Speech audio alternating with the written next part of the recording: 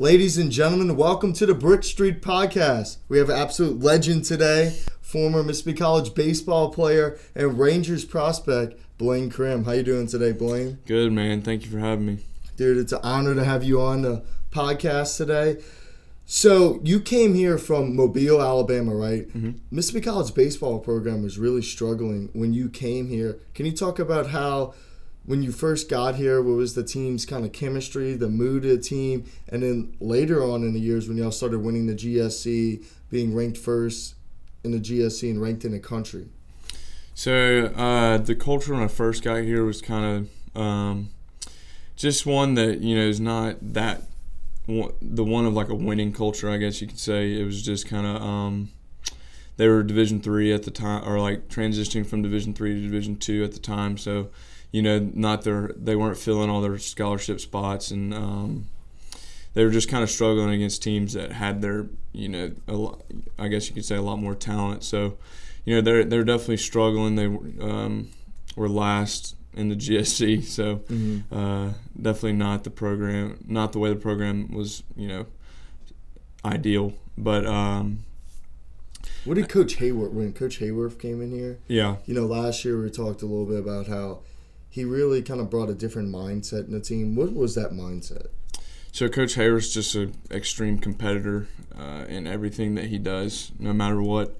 So, he took that onto the field and off the field. So our only option was to win, do everything that we could to win. And, of course, our first 2 years we didn't do that to our, the best of our ability. But at the same time, it was definitely a building process for us.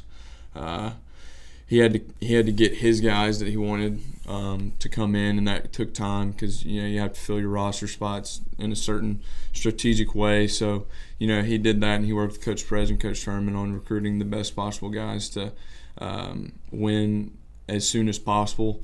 And so he kind of told me just to be prepared to win my senior year, but we were able to win my junior year, which was a year early, and then had a very good senior year. So the foundation that I think was laid after the first few years of being here was hopefully a good one and a winning one. They definitely have some guys this year that are definitely leaders that have, made their impact in the prior years. So hopefully, they kind of pass the culture down, to the new guys, and they can keep something going.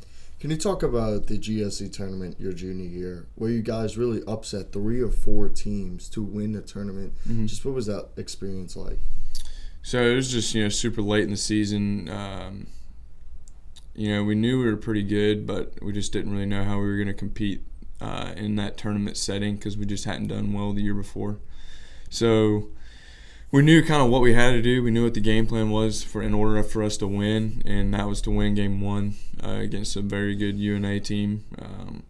So it was kind of once we won that game, I feel like we prepared all week just for that one game because we knew that if we didn't win that game, then there was no more tournament for us. So we prepared all week for that one game, and we executed how we were supposed to, and were able to win. So we knew the next day against West Alabama was kind of, it was a game that we should win, but we definitely could lose because they were very talented, just not the most winning team. So we were able to beat them, and then of course you get Delta State in the semifinals because we were both undefeated. And that was just an absolute dogfight. It was a night game in Cleveland with a bunch of people there.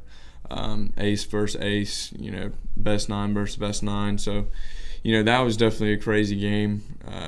We competed into extra innings, and it was just whoever made the least mistakes. And fortunately, we were able to, capitalize towards the end. And then once it got to the championship, we knew we were the better team. We knew what we needed to do, but also, we were 4 games in. Both teams were tired.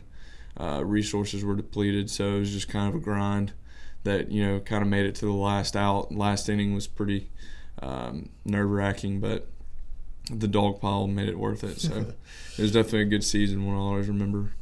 So you got picked number 565 in the MLB draft to the Texas Rangers. Can you talk about your emotions when you got picked? You worked really hard for that moment. Yeah, so the draft was not something that has been something I thought was going to happen for a little while. Kind of gave up that dream in high school when reality was kind of setting in that the schools I wanted to go to didn't want me. So, it took a while for reality to set in, but once it did, I had to, kind of check myself, look myself in the mirror, and, I really didn't think that I was going to be a draft guy in the coming years. So once I got to Mississippi College, kind of found my role and found that, I just wanted to be the best Division II baseball player I could be, best baseball player on the team I could be, and just best teammate possible. And honestly, I think, focusing on that is what helped me get drafted to that point. It was just because my teammates helped me perform to a certain level that got me drafted. And just on draft day, or the coming weeks up to draft day, I didn't really know what to expect. Didn't really know what teams were interested. Of course, I knew the Rangers were more interested than other teams, but there were, some teams that were interested that I didn't know if they were going to take me or not. So it was just kind of about just trusting the process, and if it happened, it happened. If not, then I gave it all I could. But supposedly the Rangers called my family and told me they were going to take me on the second day, late the second day, like 9th or 10th round, but they ended up not doing that. So I kind of knew the next day they were going to take me at some point, just didn't know when. So it was just following it on the iPad the next day, and I was just fixing some food in the kitchen and saw it pop up on the iPad. So it was pretty crazy. My dad was right there, my mom was in the back, so we kind of just all had a group hug. It was a long time coming for sure. So this guy right here has won a ton of awards lately. You won a GSC Player of the Year, correct? You won the Northwest kind of baseball MVP, league MVP. You also made the All-Star game for your class, right? And both of the classes you were named as an All-Star as well. Can you talk about your first year in the minors? All right, so it was definitely a season full of adjustments that I kind of knew were coming. I knew that I wasn't just going to be able to transition super easy into minor league ball, but I knew that I was going to do everything that I could to try and be the best I could. So the mentality that that was instilled in me here at MC really is what helped me be successful this past year. Just not really letting anybody beat me. Just going out there every single day, working as hard as I possibly can, and then pushing the reset button and doing it all again the next day. So once I got there, I knew that I had some adjustments to make. I knew that I was going to see considerably faster pitching on a regular basis. The defense was going to be a lot better, so the balls weren't going to fall as often, and the pace of play was going to definitely be faster. So I knew that I was definitely going to have to adjust to that, but I was confident that as long as I had the confidence in myself to do it, that I would hopefully be able to. So once I got to Spokane after spending a week in Arizona, I knew that this is where I was going to probably be the rest of the season, and that's where winning baseball is very valued. So our goal is to win a spot in the playoffs, and then of course win the playoffs in the end. But we weren't able to do that, but we were able to make playoffs. So it was just winning baseball was what we were trying to play. So that was something I was familiar with here, especially the past 2 years. And honestly, just trusting in my coaches out there because they had 50 years in pro ball combined. So I knew that they knew what they were talking about. So it was just about trusting what they said and buying into their process. And I knew it wasn't going to be an overnight thing. And once the results started coming in, it was a sigh of relief for sure, because it was a long time coming out there. It didn't happen like that. It took a little while, but it definitely paid off in the end. Can you talk about the pitchers, the difference from playing college baseball to professional baseball? So I'd say the average that we probably saw in this conference is anywhere from 86, 88. Those are probably top tier guys, honestly. And then you'd have the occasional guys in the low 90s, and then you have the occasional guys in the 70s almost. So it's just, there's a wide range of pitching that you see in the Gulf South, and you just kind of have to be able to adjust based on each pitcher. But once you get into pro ball, it was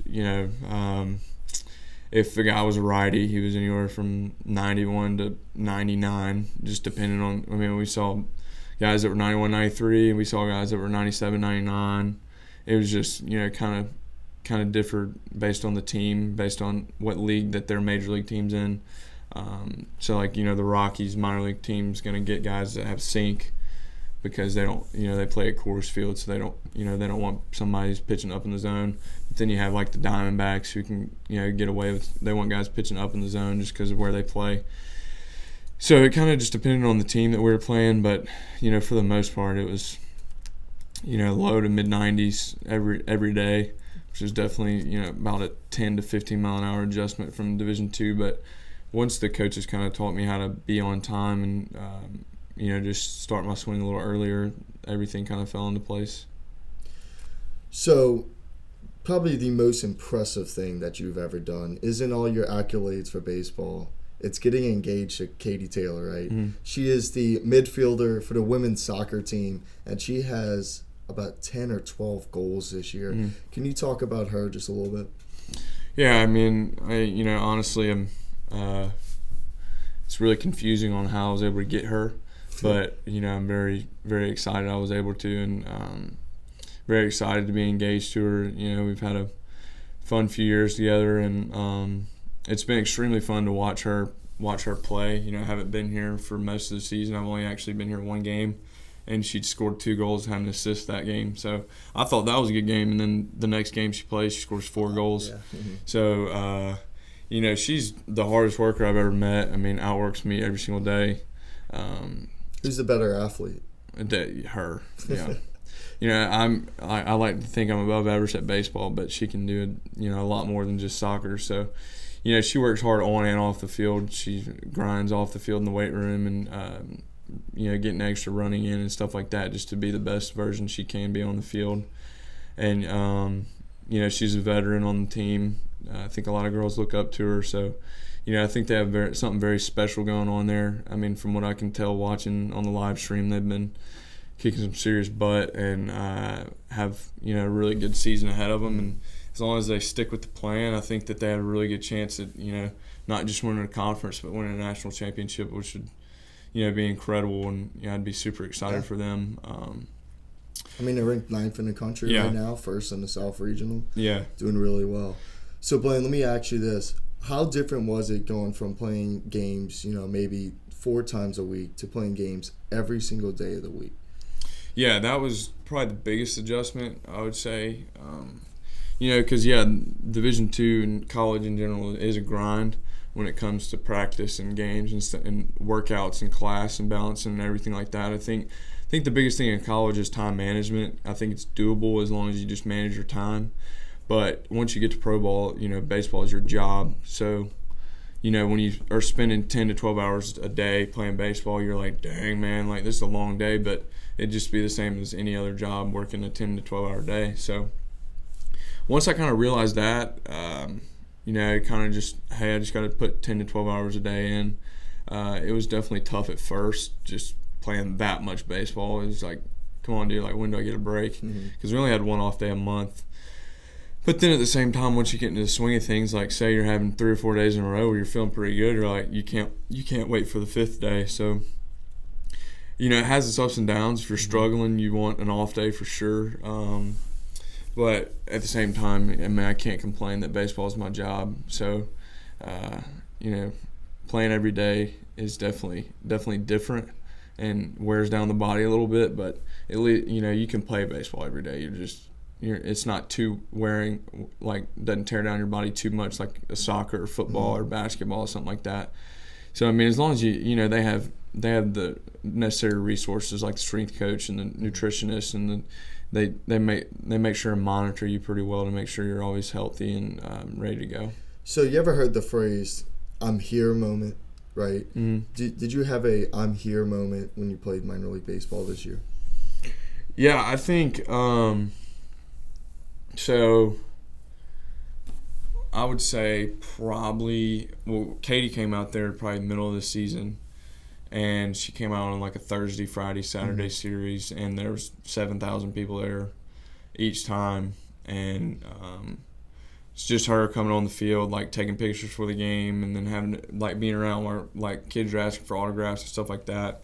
That I've signed autographs in summer ball and everything like that, just because they think you're a minor leaguer, but you're really not. But out here, like you're actually representing like the Texas Rangers and playing minor league baseball, and it's, people get pretty crazy about their baseball out there, And just, I mean, playing in front of 7,000 people was a night, like coming down the tunnel the first night was pretty crazy on a firework night. And then you have like MVP chants towards the end of the season, which are, just crazy. Like the standing ovations they'll give and stuff like that is just something that you watch on TV. And yeah, it's on a smaller scale, and you're not, you're not playing on TV basically, but at the same time, like it feels like you are for that split second. So yeah, there were a few moments that were just like, give you goosebumps, and you just kind of sit back and think about like what's going on. But I would definitely say it happened in Spokane, because in Arizona you're just playing in front of like the front office staff and like people like that. There's not anybody that comes to watch those games. Who is the best player you played against? Played against? Yes. So there was a kid named Christian Robinson from the Bahamas. He's like 18 or 19 years old. He got promoted middle of the season. Plays for the Diamondbacks. He'll definitely be a big leaguer, but I think the best guy that I faced on the mound was Ryan Jensen. He's a first rounder from Fresno State. He was beast. 97 to 101, and it's just 3-2 count, and he struck me out with a slider. So I mean, honestly, when you're throwing 100 miles an hour, I would at least hope that I was going to see a fastball, and he just breaks off a slider. So I just tipped my cap. Thank God I only faced him once. So what was your walkout song? So I had Sweet Home Alabama. Okay. Just being up, with all those Northerners, they. Bama boy. Yeah. So had that, and I had Blue Collar Boys by Frank Foster. Okay. So that was good. They played them pretty loud. So I'd switch it up every once in a while, and then they would play their own walkout songs for us every once in a while, and like heavy metal and stuff like that, which is kind of weird, but. So when you're on the road, going to different games and stuff, what TV shows or movies or, what would you do during that time? Most of the time I'd sleep. Sometimes we'd take two buses, kind of like football would, offense, defense, but we just split it. Mostly it was Latin guys and American guys. But you'd have your own seat for the most part, so you get to lay down, lay on the floor, something like that. And I think we had like a 6-hour trip, a 9-hour trip, an 8-hour trip. One time went to Canada a couple times. We had like a 3-hour trip, which was our short one. But usually we'd travel overnight after a game, so we'd play at home, bring our stuff, have it there ready, shower up, get on the bus, and roll into the hotel the next morning, and then have a little bit to get lunch and kind of chill out.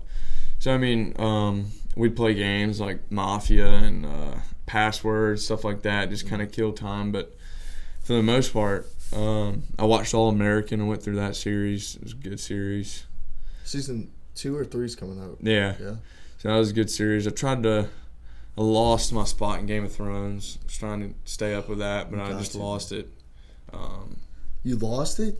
That's my show, man. Yeah. It was good. I mean, what season? I think I was like 6. 6 is the best season. Yeah, I know. So we just got one day. I was like multiple days in a row. I just got interrupted and just couldn't do it. And then I was just like, man, I'm just not gonna do a disservice to the show. I'll wait until I can consistently watch it. It was good. What episode were you on? Early. I'd just gotten into season 6. Okay. So Jon Snow's still dead? Huh? Jon Snow's dead? I don't even remember, dude. I don't. Maybe. I don't know. I feel bad that I don't know that. It's okay. It was like literally June. So let me ask you this though: is there a language barrier? Kinda.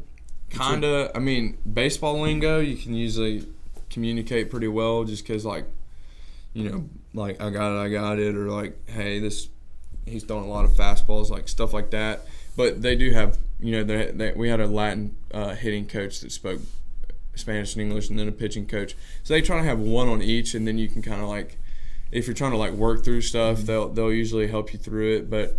And then you have some guys, like we probably had 20 out of 35 guys were from Dominican, Venezuela, Cuba, Bahamas. We had them all over the place. So you'd have a handful of guys that could speak English pretty well, so they would kind of help out too. But you kind of pick up on just little things. Yeah, mostly bad words. Oh, really? Yeah, they say a lot of bad words. So I know a lot of Spanish profanity. Okay. Well, Blaine, thank you for coming on. I hope you enjoyed it. Appreciate it, brother. No It was a problem. good time. Well, that's it for the Brick Street Podcast. We'll see you guys next week.